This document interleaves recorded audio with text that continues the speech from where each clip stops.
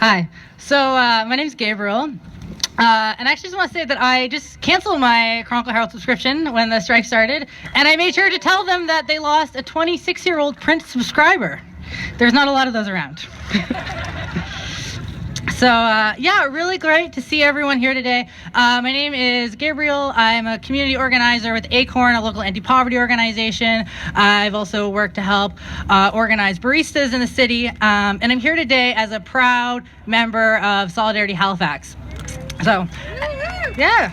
At Solidarity Halifax, we're a membership-based, anti-capitalist organization here in Halifax, and really, we come together around the idea that we believe that a world without capitalism is possible, and that we are working to make that world a reality.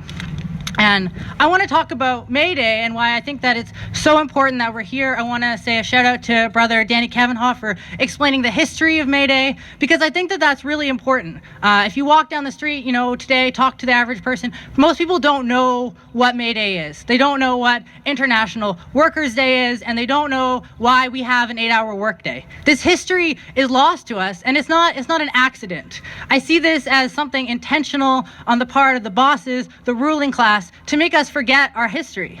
People in power want us to forget why the victories that we've struggled and fought and died for. So it's really important that we remember.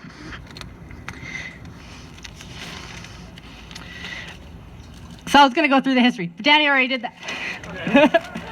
But when the bomb was, so thousands of workers, all across the country, across the U.S., in Chicago, came out on strike for the 8-hour workday. And when those 8 organizers and anarchists were killed, 5 were killed and 3 were pardoned. It was an attempt by the bosses to frame the workers, to say, to take power away from their struggle. But the thing is that it didn't work, and we got the 8-hour workday. And every protection that we have as working people right now, the 8-hour workday. It was workers who fought for the weekend. It was workers who fought for vacation time. It was workers who fought for sick days, for overtime, for maternity leave, and even for minimum wage. And we will continue to fight. So right now at home, I have 2 buttons. One that says $15 an hour now, and one that says $10 an hour now. And the second one I got when I was living in Vancouver, British Columbia, in 2007, and I was working for minimum wage for $8 an hour in Vancouver, one of the most expensive cities in the country. And after 2 years working part-time, $8 an hour, my annual income was around between $5,000 and $10,000. And at that time, minimum wage in the province of BC had been set at $8 an hour for 8 years. 8 years, every day, workers were going to work for $8 an hour, barely being able to afford rent, buy food, buy a bus pass, pay for childcare for their children. But it was workers who got together and in 2011 raised the minimum wage to $10 an hour in British Columbia. It was the BC Federation of Labor, it was unions, it was workers, it was other social justice groups who came together to raise the minimum wage to $10 an hour. And now we're here fighting for $15 an hour. On April 1st, Stephen McNeil raised minimum wage by 10 cents, which is crazy. It's like 10 cents is like 80 cents a day if you work 8 days. Is that going to pay your rent? Is that going to pay, rent that goes up every year? Food, we have some of the highest food costs here in the province of Nova Scotia. We have people who can't even afford to get on the bus to go and look for work. Every day in my job, I talk to working people who cannot afford to live. I talk to working people who say, I would love to go to work, but I can't afford childcare.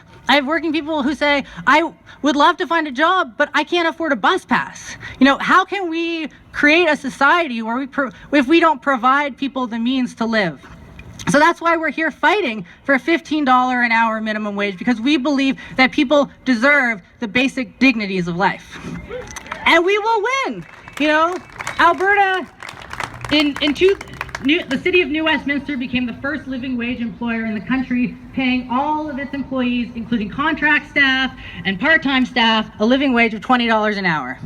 The NDP in Alberta has committed to a $15 an hour minimum wage. The cities of Seattle, New York, LA, San Francisco have all committed to a $15 an hour minimum wage. And I believe that it is only a matter of time, and we will continue to fight, and we will win.